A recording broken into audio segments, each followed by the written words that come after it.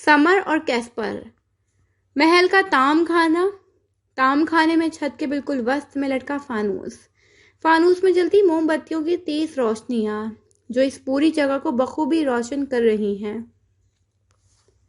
کھانے کی میز پر سجے انواع قسم کے کھانے اور میز کے ساتھ لگی کرسیوں پر بیٹھے نفوس جو خاموشی سے کھانے میں مصروف ہیں، سوائے ایک کے۔ کون؟ سمر صائم۔ کھانے سے ہاتھ روکے وہ اپنے مقابل بیٹھے کیسپر پر وقفے سے نگاہ ڈال رہا ہے جو اس کی نگاہوں کو خود پر محسوس کرنے کے بعد بھی بنا اس کی جانب دیکھے اپنے کھانے پر جھکا ہے، جیسے اس وقت اس سے زیادہ ضروری اور کوئی کام نہ ہو۔ سمر کے برابر بیٹھا گوہر بھی وقفے سے لقمہ لیتا مسلسل ان دونوں پر غور و فکر میں مشغول ہے، جبکہ کیسپر کے برابر کی نشست خالی ہے کیونکہ لیانا اس وقت ان کے درمیان موجود نہیں ہے، ورنہ ان کی حرکات پر غور ضرور کر لیتی۔ حاکم رشاد بھی ان چاروں سے بے خبر سربراہی کرسی پر بیٹھا اپنے کھانے سے انصراف کر رہا ہے۔ دفعتاً کھانا ختم کر کے کیسپر اپنی نشست پیچھے کو کرتا اٹھ کھڑا ہوا۔ دوسرے ہی لمحے سمر بھی اپنی نشست چھوڑ کر کھڑا ہوا تھا جیسے اسی کے اٹھنے کا انتظار تھا۔ کیسپر بنا کسی جانب دیکھے طعام خانے سے باہر کی طرف چل پڑا۔ سمر بھی اس کے پیچھے ہی تھا۔ کیسپر! طعام خانے سے باہر نکلتے ہی اس نے پیچھے سے اسے پکارا جو اس سے چند قدم آگے تھا۔ کیسپر ٹھہر گیا مگر پلٹا نہیں۔ اس کے رکنے پر سمر تیزی سے آگے بڑھ کر اس تک پہنچا تھا۔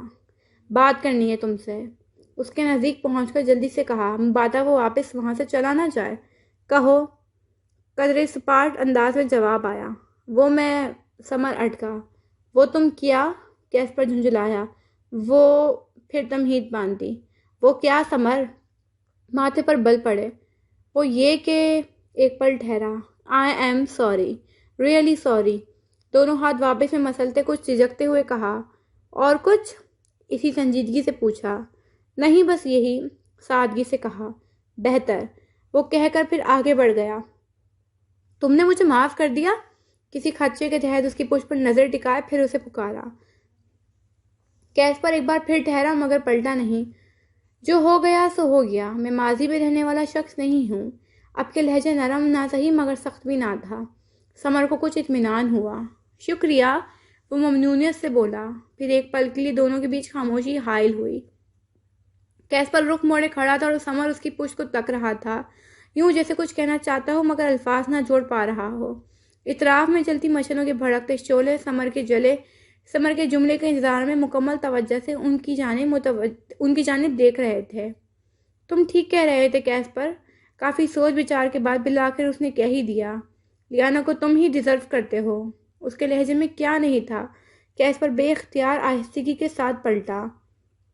ہمارا رشتہ بہت جلد ختم ہو جائے گا۔ ویسے بھی لیانا کو اس رشتے میں کوئی دلچسپی نہیں، کیسپر نے واضح کرنا ضروری سمجھا۔ اگر تمہیں لگتا ہے کہ لیانا کو اس رشتے میں دلچسپی نہیں ہے تو شاید تم اسے جانتے نہیں ہو کیسپر۔ کیا تم نے کبھی اس کی آنکھوں میں اپنا عکس دیکھا ہے؟ وہ پوچھ رہا تھا اور اب کہ کیسپر بغور اس کے چہرے کو دیکھ رہا تھا۔ تم کیا کہنا چاہتے ہو؟ وہ جان کر انجان بنا۔ وہی جو تم سمجھنا نہیں چاہتے۔ اس کی آنکھوں میں جھانکا۔ تم غلط ہو سمر، اپنے لفظوں پر زور دیا۔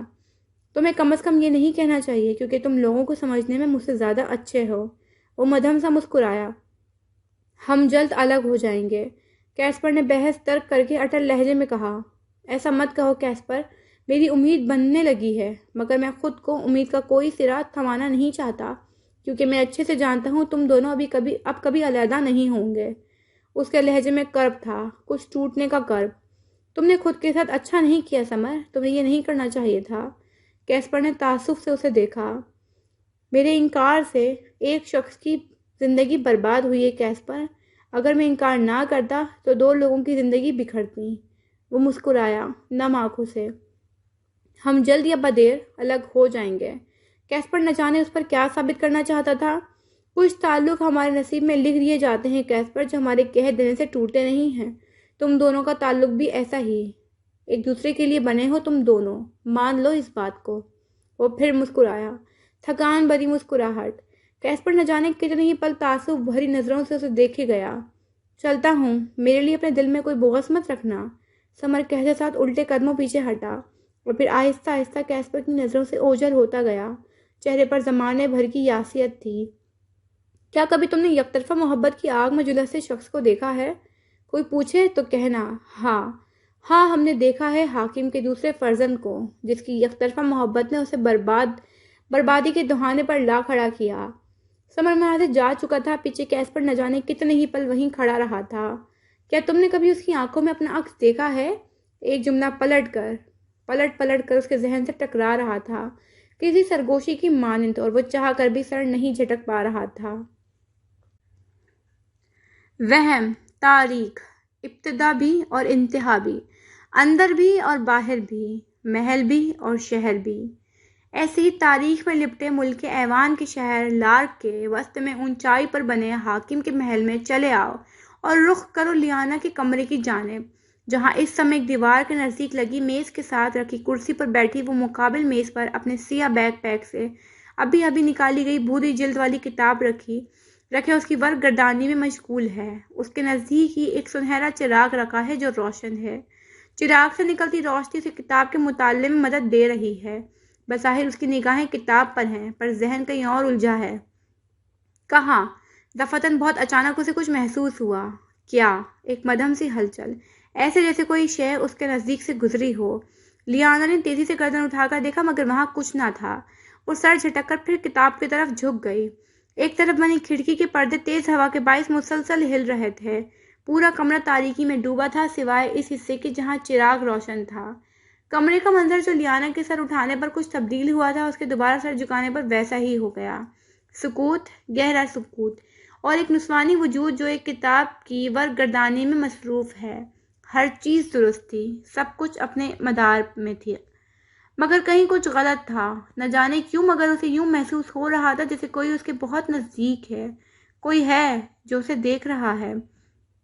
لیانا نے ایک بار پھر نگاہیں اٹھائیں اور اسی پل اسے یوں لگا کوئی ہیولا سا کمرے کے دروازے کے پیچھے گم ہوا ہے۔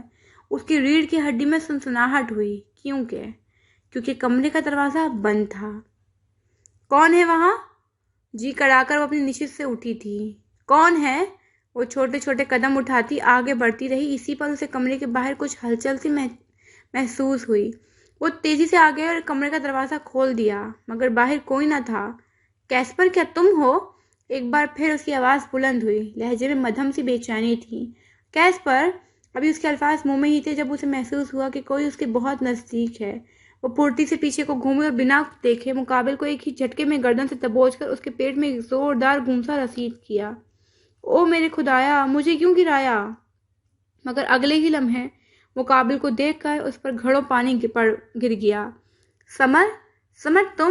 آئی ایم ریئلی سوری، مجھے لگا تمہیں لگا کوئی چور ہے۔ لیانا، میری معصوم شکل دیکھو، کیا میں تمہیں چور لگتا ہوں؟ وہ اپنا پیٹ تھامے درد سے کرا رہا تھا۔ اور پھر ایسے کون مارتا ہے؟ بالکل کسی مارشل آرٹ ایکسپرٹ کی طرح مارا ہے۔ سمر، آئی ایم ریئلی سوری، اسے سیدھا ہوتا دیکھ شرمندگی سے کہا۔ کیا تمہیں لڑنا آتا ہے؟ اتنی سنجیدہ صورتحال میں بھی وہ یہ سوال کرنے سے خود کو روک نہ سکا۔ تمہیں زیادہ تو نہیں لگا؟ نہ جانے کیوں، مگر لیانا نے اس کے سوال کو نظر انداز کیا تھا۔ دوسری جانب سمر اب سیدھا ہو چکا تھا، مگر چہرے پر تکلیف کے آثار موجود تھے۔ مگر اس پوری صورتحال میں کچھ عجیب تھا۔ کیا؟ اطراف میں دیواروں پر جلتی مشلوں میں بھڑکتی آگ کے شعلے جو اس جگہ ہوا کا نام و نشان نہ ہونے کے باوجود بھی مسلسل پھڑپڑا رہے تھے۔ تم ٹھیک ہو نا؟ لیانا نے پھر پوچھا قدر فکر مندی سے۔ نہیں لیانا۔ سمر کا انداز یکدم ہی بدلا۔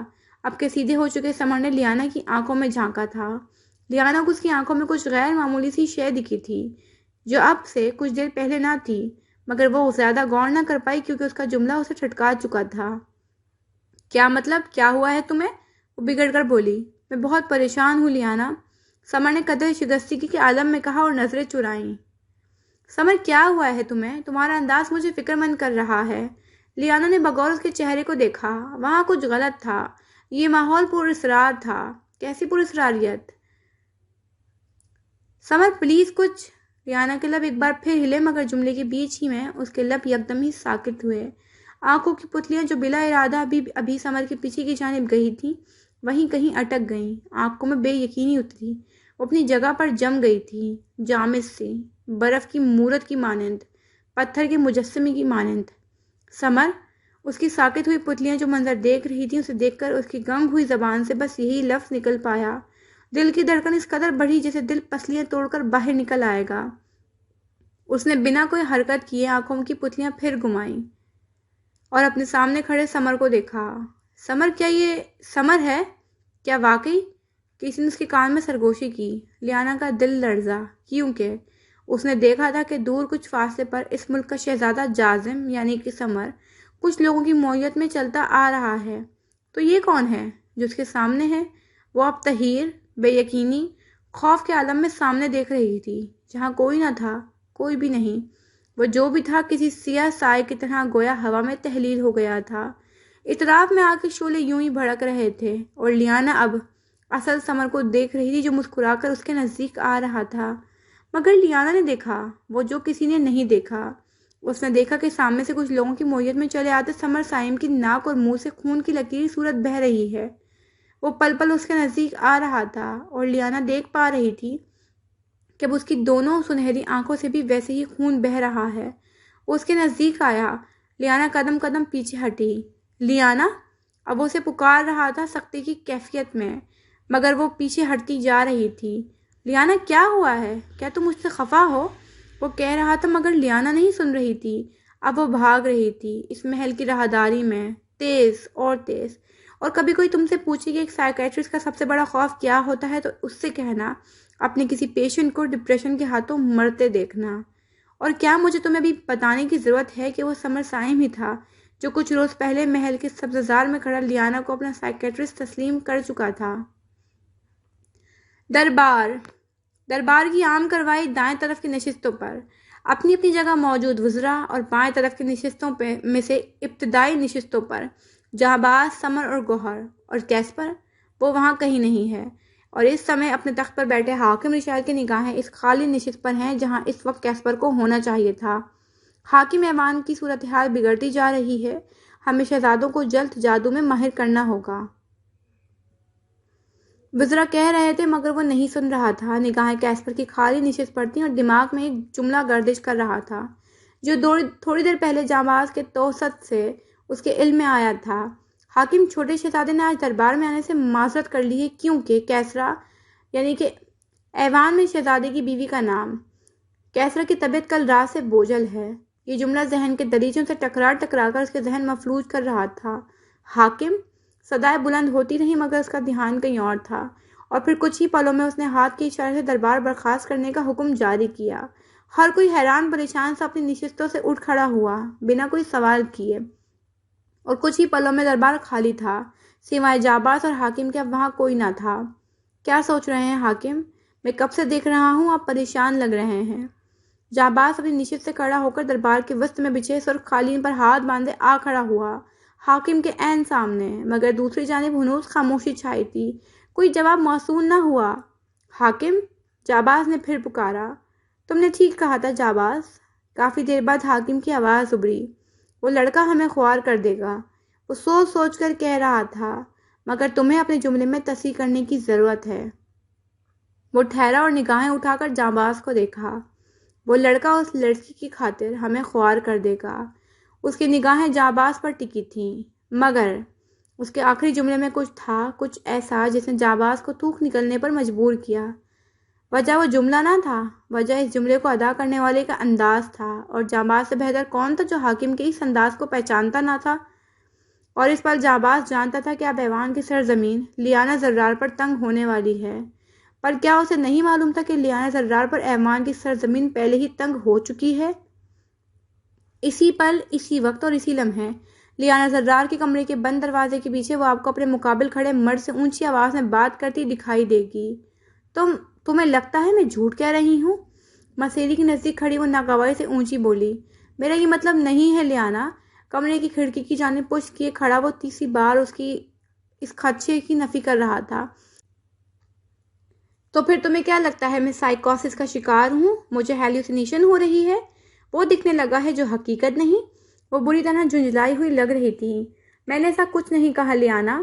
وہ قدم قدم چلتا اس کے نزدیک آیا۔ تم ڈسٹرب ہو، تھوڑا ریسٹ کرو، بہتر محسوس کرو گی۔ بہت نرمی سے کہا تھا۔ مجھے آرام کی ضرورت نہیں، میں بالکل ٹھیک ہوں اور اپنی سچویشن سے خود ڈیل کر سکتی ہوں، تمہاری کسی بھی مدد کے بغیر۔ وہ خفگی سے رخ موڑ گئی۔ کیسپر نے 2 انگلیوں سے پیشانی مسلی تھی۔ لیانا آج سے پہلے کبھی اس سے اس طرح پیش نہیں آئی تھی۔ وہ ایک قدم آگے بڑھا اور دوبارہ اس کے مقابل آیا۔ میں نے ہرگز بھی یہ نہیں کہا کہ تم جھوٹ کہہ رہی ہو، مجھے تمہاری بات پر یقین ہے۔ اب تک ایوان میں اتنا کچھ عجیب دیکھا ہے کہ اس بات پر یقین کرنے پر مجبور ہوں میں، اور میں تمہارے ساتھ ہوں ہر اچھی اور بری صورتحال میں۔ اس کے سامنے کھڑا اس کی آنکھوں میں دیکھتا کہہ رہا تھا، اور اسی پر لیانا کے اندر تک گویا سکون اتر گیا تھا۔ شکریہ۔ مشکون نظروں سے اسے دیکھتے وہ پل میں ڈھیلی پڑی تھی، سارا غصہ جھانک کی طرح بیٹھ گیا۔ چلتا ہوں، اپنا خیال رکھنا۔ مسکرا کر اسے دیکھا اور جانے کے لیے قدم آگے بڑھا دیے۔ لیانا رخ موڑے تب تک اس کی پشت کو تکتی رہی جب تک اسے نظروں سے اوجھل ہوتا نہ دیکھ لیا۔ وہم یا حقیقت؟ ایک وجود، پسینے سے شرابور، اضطرابی کیفیت، بے چینی، ڈر، ملال، بے بسی اور صرف بے بسی۔ وقت ہے رات کا، ملک ہے ایوان، اور جگہ ہے لیانا کا کمرہ، جہاں اس وقت پلنگ پر نیند کی آغوش میں جا چکی لیانا شدید بے چین دکھائی دے رہی ہے۔ مٹھیاں بھینچے وہ زیر لب کچھ بڑبڑا رہی ہے۔ سمر، اس نے کہا۔ سمر، اس نے پھر کہا۔ سمر، وہ تیزی سے اٹھ بیٹھی۔ اس کا تنفس تیز تھا، کھلے بال پسینے کے مارے چہرے اور گردن پر چپک گئے تھے، آنکھوں میں محسوس کن خوف کی کیفیت تھی۔ اس نے خواب میں کیا دیکھا تھا؟ اس نے ذہن پر زور ڈالا۔ لیانا، کیا تم جاگ رہی ہو؟ مگر ابھی وہ مزید کچھ سوچ بھی نہیں پائی تھی کہ کمرے کے دروازے کی کھٹکھٹانے کی آواز کے ساتھ سمر کی آواز بھی اس کے سماعت میں گونجی، اور وہ جو پہلے سے ہی اسے لے کر پریشان تھی تیزی سے پلنگ سے اترتی باہر کی جانب لپکی۔ اس نے کمرے کا دروازہ کھولا، مگر اسے حیرت ہوئی یہ دیکھ کر کہ سمر باہر نہ تھا۔ اس نے گردن ہلکی سی باہر نکال کر جھانکا تو اسے وہاں سے جاتا دکھائی دے گیا تھا۔ وہ واپس جا رہا تھا۔ لیانا گہری سانس بھرتی باہر نکلی۔ شاید اس کے دیر سے دروازہ کھولنے پر وہ سمجھا تھا کہ وہ سو چکی ہے۔ لیانا نے قدم کمرے سے باہر نکالے اور سمر کے پیچھے گئی، جو اب دوسری راہداری میں مڑ رہا تھا۔ آواز دینا بیکار تھا کیونکہ وہ اس سے کافی فاصلے پر تھا۔ لیانا نے اپنے قدموں کی رفتار تیز کی۔ سمر، اب کہ اس نے پیچھے سے اسے پکارا تھا، مگر وہ نہ مڑا، شاید اس نے سنا نہ تھا۔ سمر، کیا کام تھا تمہیں؟ وہ مسلسل اسے پکار رہی تھی مگر وہ سیدھ میں آگے بڑھتا جا رہا تھا۔ سمر، وہ تیز تیز چلتی اب اس کے کافی نزدیک پہنچ چکی تھی، اور اگلے ہی لمحے اس کا سانس گلے میں ہی اٹک گیا۔ اسے لگا اس کا خواب سچ ہونے والا ہے۔ یہی تو دیکھا تھا اس نے خواب میں۔ سمر سامنے بنے جنگلے کے بالکل نزدیک پہنچ چکا تھا اور اب اس جنگلے پر چڑھ رہا تھا۔ اسی لمحے اس نے ایک پل کے لیے پلٹ کر لیانا کو دیکھا۔ اس کی وہ آنکھیں بہت اداس تھیں۔ سمر، لیانا چلائی حلق کے بل۔ لیانا، آئی ایم سوری، میں مزید جی نہیں سکتا۔ سمر، کیا کر رہے ہو؟ رک جاؤ سمر۔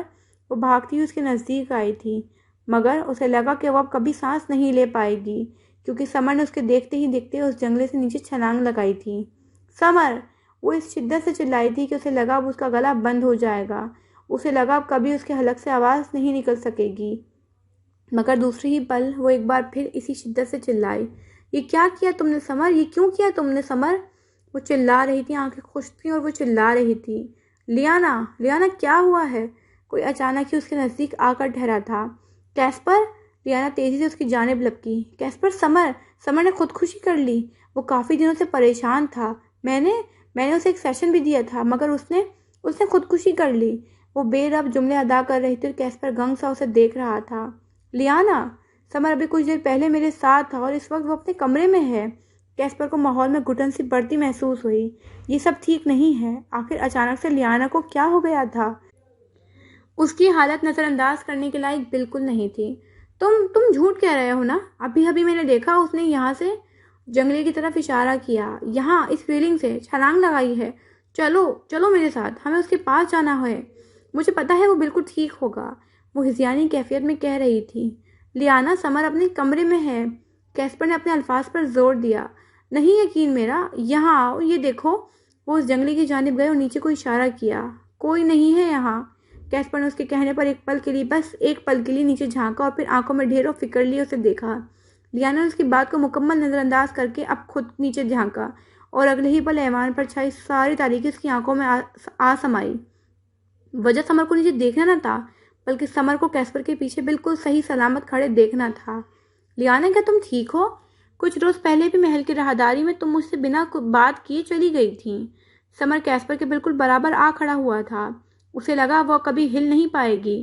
یہ سب کیا ہو رہا تھا اس کے ساتھ؟ اس نے خالی نظروں سے کیسپر اور سمر کو دیکھا، جن کی آنکھوں میں اس کے لیے فکر مندی کا جہاں آباد تھا۔ پھر وہ کافی دیر تک یوں ہی ان دونوں کو دیکھتے رہنے کے بعد بنا کچھ بھی کہے آگے بڑھ گئی۔ اب وہ چھوٹے چھوٹے قدم لیتی کسی گہری سوچ کا شکار آگے جاتی جا رہی تھی، بنا اطراف میں دیکھے۔ پیچھے وہ دونوں پریشانی کے عالم میں اس کی پشت کو تک رہے تھے۔ کیا یہ ڈیلیوژنس تھے؟